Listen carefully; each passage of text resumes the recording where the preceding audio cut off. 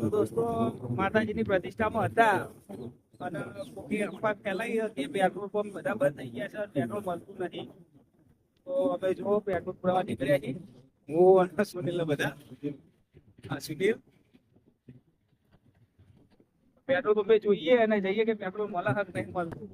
કારણ કે મોબાઈલમાં વિડીયો તો એવા આવવા માંડ્યા હા કે પેટ્રોલની શોર્ટેજ થઈ ગઈ સર, 7 દિવસ પેટ્રોલ નહીં આવે. તો જઈને બતાવીએ. અત્યારે વિઠલાપુર જવું પડશે અમારા ગામથી ઉડગરી 4-5 કિલોમીટર છે અહીંયા આગળ. કઈ જોઈએ ભલે હક નહીં મળતું પેટ્રોલ. મને તો અફવા જ લાગે. હા દોસ્તો હાથમાં જ અફવા હવે ગમે તે પણ જુઓ લોકોની ભીડ જુઓ પેટ્રોલ પંપ ઉપર. લોકો ક્યારબા લઈને આવ્યા છે જો પેટ્રોલ પુરાવા માટે.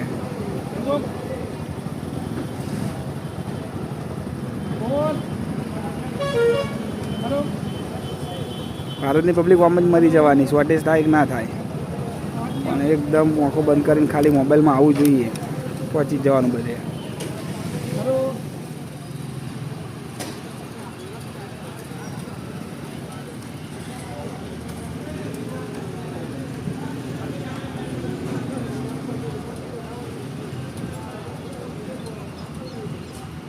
તો આપણે પેટ્રોલ પુરાઈ લીધું જુઓ.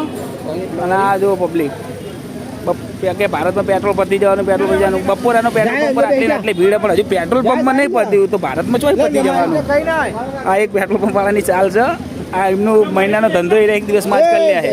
પણ આપણી ભારતની અનપઢ ભણેલી ગણેલી અનપઢ પબ્લિક જોયા વગર નીકળી પડે. આ તો અમે તો બાર ગામ આવ્યા હતા એટલે આવું પડ્યું ને કે અમે ના આવત, અમદાવાદમાં હોત તો. અત્યારે અમે અમારા ગામડે છીએ માંડલ તાલુકામાં.